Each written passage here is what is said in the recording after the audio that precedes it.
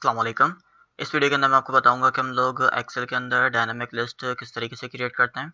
Dynamic list क्या होती है, एक्सेल शीट के ऊपर जाकर देख लेते हैं। अच्छा, यहाँ पे मेरे पास आप देख सकते हैं कि मेरे पास कैटेगरी लिखी हुई है, सीरियल नंबर है और आइटम का नेम है। यहाँ पे मेरे पास कुछ फ्रूट्स हैं, वेजिटेबल्स हैं और यहाँ पे मेरे पास कैटेगरी की एक मैंने लिस्ट बनाई हुई है। अच्छा, अब यहाँ पे कैटेगरी में एक सेलेक्ट करता हूँ, जैसे मैंने यहाँ पे फ्रूट सेलेक्ट किया और अब मैं यहाँ पे आइटम पे आता हूँ। तो आइटम में मेरे पास ड्रॉप डाउन लिस्ट आ रही है। आप देख सकते हैं कि जब मैंने ऊपर कैटेगरी फ्रूट सेलेक्ट की थी तो मेरे पास जो ड्रॉप डाउन लिस्ट है वो किसकी है, फ्रूट्स की आ रही है, cherry, mango, orange, strawberry, Apple. अब मैं क्या करता हूँ, मैं ऊपर वेजिटेबल सेलेक्ट करता हूँ। तो अब जब मैं यहाँ पे क्लिक करता हूँ तो आप देख सकते हैं कि मेरे पास कैरेट, ऑनियन, टोमेटो, इन सब की जो है वो लिस्ट आ रही है जो वेजिटेबल्स हैं। तो कैटेगरी जो होती है वो क्या होता है कि मेरे पास जो भी मैं इसमें कैटेगरी सेलेक्ट कर रहा हूँ, मेरे पास इस लिस्ट के अंदर जो सेकंड लिस्ट है वो फर्स्ट लिस्ट के रेफरेंस से जो है वो मेरे पास वैल्यूज शो कर रही है। तो डायनेमिक लिस्ट जो होती है मेरे पास बेसिकली यही होती है कि वो हमारे पास एक लिस्ट के रेफरेंस से जो है वो दूसरी लिस्ट को अंदर जो है वो वैल्यूज़ को शो करती है। तो इस लिस्ट को हम लोग किस तरीके से क्रिएट करते हैं, मैं शीट 2 पे आ जाता हूँ। शीट 2 पे जो है मेरे पास उसी शीट की कॉपी है।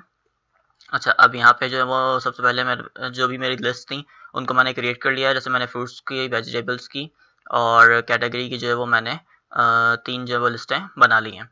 अच्छा, इसके अंदर जो हमारे पास फर्स्ट जो लिस्ट होती है जिसके रेफरेंस से हमें बाकी 2 लिस्ट को जो है वो वैल्यूज़ को शो करवाना होता है, तो उसको जो है वो हमें अलग से जो है कैटेगरी या किसी भी नेम से जो है उसको क्रिएट करना पड़ता है। जैसे मैं यहाँ पे मैंने जो है वो कैटेगरी के नेम से किया है फ्रूट्स और वेजिटेबल्स को। अगर आपकी जो है वो 4 या 5 लिस्टें हैं तो आप उन 4-5 लिस्ट को जो है वो इसी कैटेगरी या किसी भी नेम से जो है वो एक अलग लिस्ट उनकी जो है वो क्रिएट करेंगे। अच्छा, सबसे पहले मैंने यहाँ पे लिस्ट क्रिएट कर ली। अब इसके बाद मैं यहाँ पे कैटेगरी के ऊपर आ जाता हूँ। अच्छा, कैटेगरी के ऊपर जो है वो मैं डाटा वैलिडेशन अप्लाई करता हूँ। अच्छा, डाटा वैलिडेशन के अंदर मैं लिस्ट के अंदर आता हूँ और यहाँ पे जो है वो मैं कैटेगरी का जो है वो सोर्स के अंदर इसको रेफरेंस दे देता हूँ कि इधर जो भी दो ही वैल्यूज़ बस आप इंसर्ट कर सकते हैं, कौन सी, फ्रूट्स और वेजिटेबल्स, और मैं इसको ओके कर देता हूँ। तो आप देख सकते हैं कि मेरे पास यहाँ पे फ्रूट्स और वेजिटेबल्स जो है वो आ चुके हैं।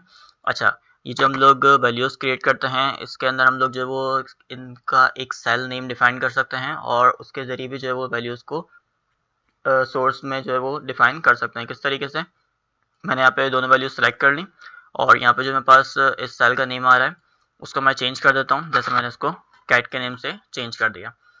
अच्छा, अब मेरे पास जब मैं इसको सेलेक्ट करता हूँ तो उसका नेम क्या आ रहा है, कैट आ रहा है। तो अब मैं डाटा वैलिडेशन के ऊपर जाता हूँ और एनी वैल्यू को हटा के मैं लिस्ट के ऊपर क्लिक करता हूँ और सोर्स पे मैं क्या लगा देता हूँ, मैं कैट लगा देता हूँ। अच्छा, कैट जो है वो मेरे पास जो भी मैंने सेल्स के नेम रखे होते हैं वो मैं जब F3 प्रेस करता हूँ तो मेरे पास शो हो जाते हैं, क्योंकि मैं यहाँ पे कैटेगरी फ्रूट्स और वेजिटेबल्स की मैंने पीछे वाली शीट में बना चुका था, तो इसलिए मैंने इसका नाम जो है वो भी कैट रखा है। मैं कैट के ऊपर क्लिक करके ओके करता हूँ और मैं यहाँ पे ओके कर देता हूँ। तो आप देख सकते हैं कि कैट के रेफरेंस से उसने जो है वो मुझे दोनों जो मेरे पास नेम्स थे वो उन्होंने सेलेक्ट कर लिए। अगर मैं डाटा वैलिडेशन के अंदर जाता हूँ और सोर्स के ऊपर क्लिक करता हूँ तो आप देख सकते हैं कि जो कैट लिखा हुआ है वो उसको किससे हाईलाइट कर रहा है, फ्रूट्स और वेजिटेबल्स से।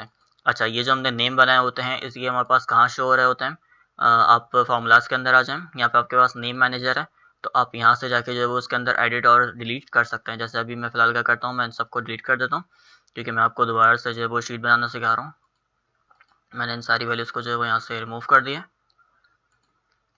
अच्छा, अब इसको क्रिएट किस तरीके से करते हैं जैसा कि मैंने आपको बताया कि आप इसको सिलेक्ट करेंगे, यहाँ पे नेम रख देंगे और जो भी आपका नेम है, फ्रूट मैंने रखा है, आप कुछ भी नेम रख सकते हैं।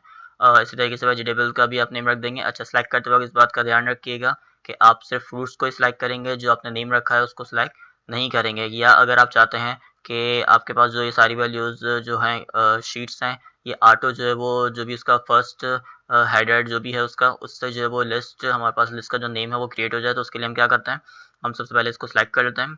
कंट्रोल प्रेस किया मैंने और मैंने अपनी तीनों लिस्ट को जो है वो सेलेक्ट कर लिया। उसके बाद मैं क्या करता हूँ, कंट्रोल शिफ्ट और F3 प्रेस करता हूँ। तो आप देख सकते हैं कि यहाँ पे मेरे पास एक ऑप्शन ओपन हो गया है जो क्या कह रहा है कि create names from selection. Selection के अंदर वो क्या कह रहा है, टॉप रो।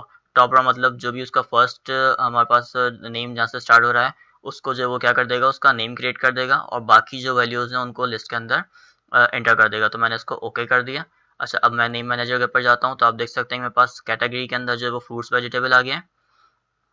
कैटेगरी के अंदर फ्रूट्स वेजिटेबल आ गया। फ्रूट्स के अंदर जो है मेरे पास चेरी से स्टार्ट था तो वो चेरी और बाकी जितने भी फ्रूट्स है वो सब आ गए। वेजिटेबल्स में जो है वो मेरे पास जो वेजिटेबल्स थे बाकी वो सब आ गए। उसने वेजिटेबल को जो है वो लिस्ट के अंदर शामिल नहीं किया, बल्कि वेजिटेबल्स को जो है वो सेल का नेम उसने डिक्लेयर कर दिया।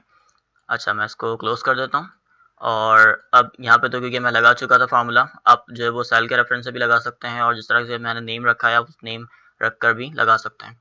अच्छा, अब उसके बाद जब हम लोग यहाँ पे जब हम लोग अपनी जो सेकंड लिस्ट क्रिएट करेंगे, जो हमें फर्स्ट लिस्ट के रेफरेंस से क्रिएट करनी है, वो आप किस तरीके से करेंगे, आपने उसको सेलेक्ट कर लिया।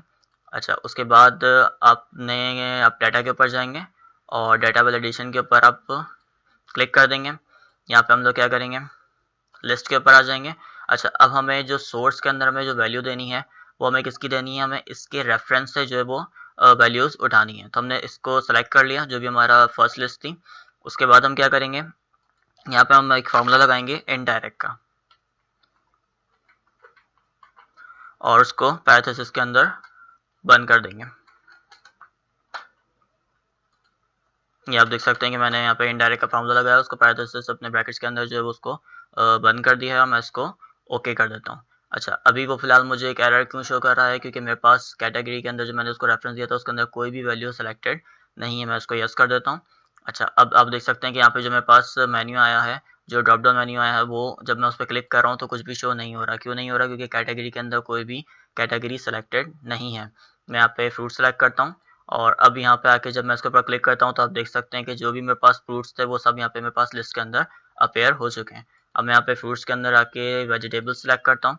अब मेरे पास कैटेगरी में वेजिटेबल है तो अब मेरे पास यहाँ पे जो है वो वेजिटेबल्स सारी शो हो रही होंगी। आप देख सकते हैं कि मेरे पास जो भी वेजिटेबल्स मैंने यहाँ पे इंसर्ट की थी वो सब मेरे पास यहाँ पर शो हो रही हैं। तो इस तरीके से जो है हम लोग एक डायनामिक लिस्ट क्रिएट करते हैं जो एक सेल के रेफरेंस से जो है वो सेकंड लिस्ट के अंदर जो है वो वैल्यूज़ को अपेयर करता है। आई थिंक आपको ये वीडियो पसंद आई होगी। अगर आपको वीडियो पसंद आई तो हमारे चैनल को सब्सक्राइब करें, हमारी वीडियो को लाइक करें और अगर कोई एक्सेल की प्रॉब्लम आपके साथ होती हैं तो उनको हमारे साथ शेयर करें, तो हम जो है वो नेक्स्ट वीडियो में आपके जो है वो उन प्रॉब्लम्स को भी दूर कर देंगे।